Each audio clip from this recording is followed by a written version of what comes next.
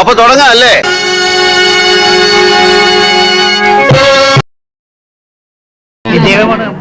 അതാരൊക്കെയാ അവർക്ക് പുറത്തൊരു കൂട്ടം തന്നെ ഉണ്ടല്ലോ. എല്ലാവർക്കും എന്റെ വക ഒരു 100 രൂപ വെച്ച് കൊടുത്തേക്ക്.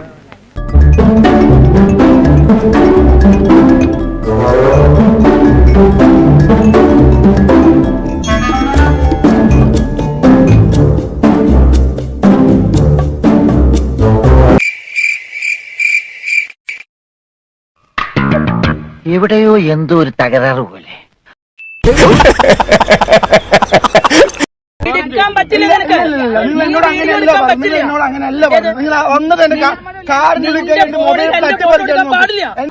നാറ്റ കേസ് തൽക്കാലം ആരോടും പറയണ്ട. ജാങ്കോ, നീ അറിഞ്ഞ ഞാൻ പെട്ടു. ആദ്യം ഞാനൊന്ന് തുടങ്ങട്ടെ, അത് കഴിഞ്ഞ് നിങ്ങൾക്ക് ചോദ്യങ്ങൾ ചോദിക്കാം. എന്താണാവോ പുതിയ കണ്ടുപിടുത്തം? മൈക്കൊന്ന് കാത്തിപ്പിടിക്കൂ, കുറച്ച് നല്ലത് പറയാനുണ്ടല്ലോ. ലേശം ഒരു പൊടി താത്തു.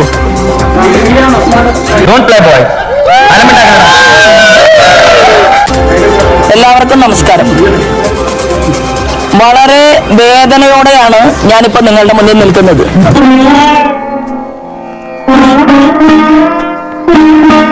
എന്നെ വ്യക്തിപരമായി അപമാനിക്കുന്ന രീതിയിലാണ് നിങ്ങൾ ഈ വാർത്ത കൊടുത്തത്. എന്നിട്ട്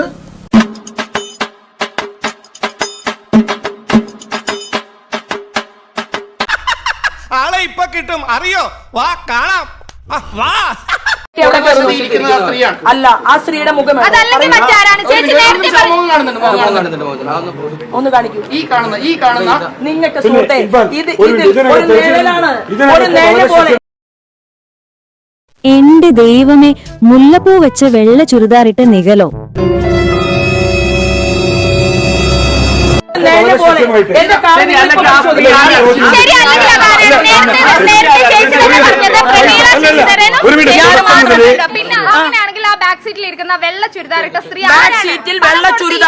ഒരാളും എന്റെ കാറിലില്ല. നിനക്കൊക്കെ എങ്ങനെയാവും സാധിക്കും?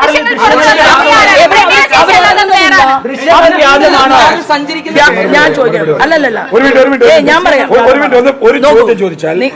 മറുപടി കേൾക്കാനുള്ള സമയം. അല്ലല്ല, ഒന്നാമത്തെ കാര്യം, നിങ്ങൾ എന്ത് മറ്റുള്ള സ്ഥാനാർത്ഥികൾക്ക് വേണ്ടി എന്ത് ഒരു മാധ്യമം, ഞാൻ ഒരു ഇത്തവണ നമ്മൾ ജയിക്കും. ഇത്തവണയെങ്കിലും ഒന്ന് വിരിഞ്ഞുണ്ടാകും. പാലക്കാട് പ്രധാനമന്ത്രി നരേന്ദ്രമോദി പങ്കെടുത്ത ശോഭാ സുരേന്ദ്രന്റെ പ്രചാരണ പരിപാടിയിലും വയോധികയ്ക്ക് പണം നൽകിയ സിമി സജീവ് പങ്കെടുത്തു. മാർച്ച് 29 നടന്ന പരിപാടിയിൽ BJP നേതാക്കൾക്കൊപ്പം സിമി പങ്കെടുക്കുന്ന ഫോട്ടോകൾ കോൺഗ്രസ് പുറത്തുവിട്ടു.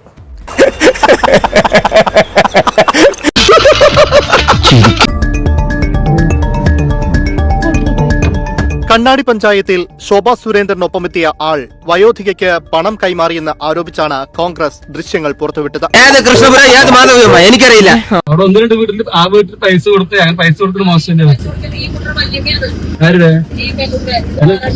ഒടുവിൽ കുറ്റസമ്മതം നടത്തി അല്ലേ? അത് വോട്ട് ചെയ്യാൻ വന്നാൽ പൈസ തരണം പറഞ്ഞു, മരുന്ന് വാങ്ങാൻ പൈസ വേണം പറഞ്ഞു. ഞാൻ പറഞ്ഞു, അപ്പൊ തന്നു അവരല്ലേ? അപ്പൊ ഞാൻ എല്ലാവരും പറഞ്ഞു.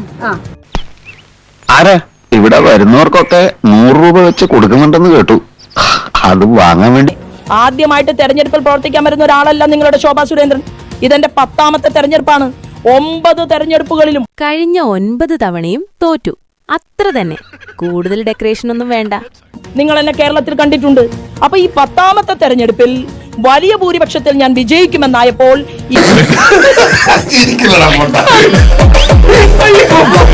ഈ മാറാത്തതൊക്കെ മാറുമെന്നുള്ള BJPയുടെ പ്രചാരണ വാചകമുണ്ടല്ലോ, ഇതാണോ അവർ ഉദ്ദേശിക്കുന്നത്? മാറാത്തതൊക്കെ ഇങ്ങനെ സാരിയും കിറ്റും പണവും ഒക്കെ കൊടുത്ത് മാറ്റുമെന്നാണോ?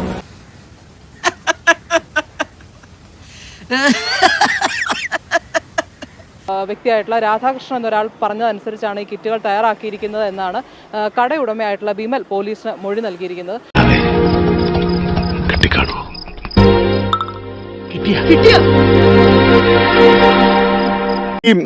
ഇത് 3ാമത്തെ തവണയാണ്. ഒരു മണ്ഡലത്തിൽ 2ാമത്തെ തവണ, വാടാനപ്പള്ളിയിൽ ഒരു തവണ, അങ്ങനെ 3ാമത്തെ തവണയാണ് തൃശ്ശൂരിൽ ഇത്തരത്തിൽ കിറ്റ് കണ്ടെടുക്കേണ്ടി വരുന്നത്.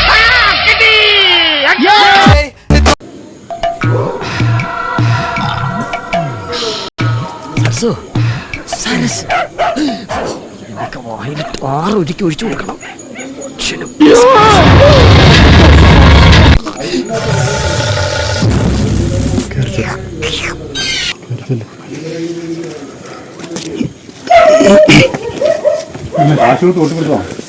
എന്നാ പരിപാടി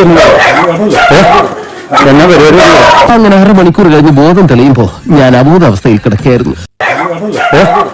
എന്നാ പരിപാടി